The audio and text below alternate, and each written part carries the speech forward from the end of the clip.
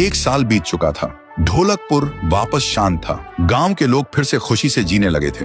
हर पूर्णिमा को लोग एक दिया जलाकर ठुन ठुन ठुन साहुर को याद करते थे। पर एक रात कुछ ऐसा हुआ जो फिर से सब कुछ बदल के रख दिया। लाशें फिर से मिलने लगी। हर 2 दिन बाद किसी न किसी के घर के सामने एक कटी हुई लाश पड़ी होती। गांव फिर से कांप उठा। एक दिन सब लोग महाराज के पास पहुंचते हैं और रो रो कर गांव की घटनाओं के बारे में बताते हैं। रात को महाराज 2 सेनापतियों से कहते हैं, जाओ और खोजो इस कांड के पीछे कौन है। लेकिन सुबह सिर्फ उनकी लाशें लौट कर आईं। एक का सिर था ही नहीं, दूसरे के पैर कट चुके थे।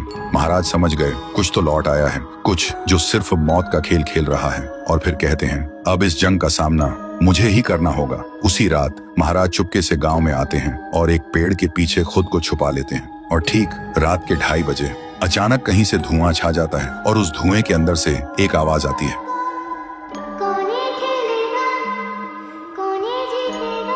और फिर धुएं के बीच से निकलती है एक गुड़िया, गोल आंखें, एक बेजान सी मुस्कान, लेकिन चेहरा मौत का पैगाम।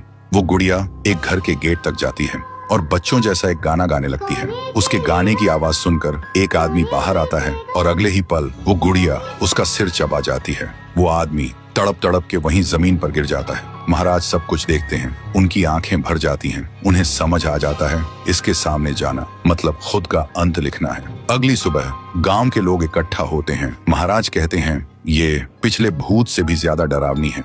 इसे सिर्फ वही हरा सकता है जो मौत को पहले ही हरा चुका है। और फिर एक पूर्णिमा की रात सब लोग दिया जलाकर पुकारते हैं, आप वापस आइए, आपके बिना ये गांव जिंदा तो है पर जीने जैसा नहीं। तभी एक आवाज गूंजती है और उसी देह की आग से एक जलता हुआ पेड़ बनने लगता है और उसी पेड़ में से ठुन ठुन ठुन साहुर निकलता है। तभी फिर से वही धुआं छा जाता है और उसके साथ ही एक आवाज।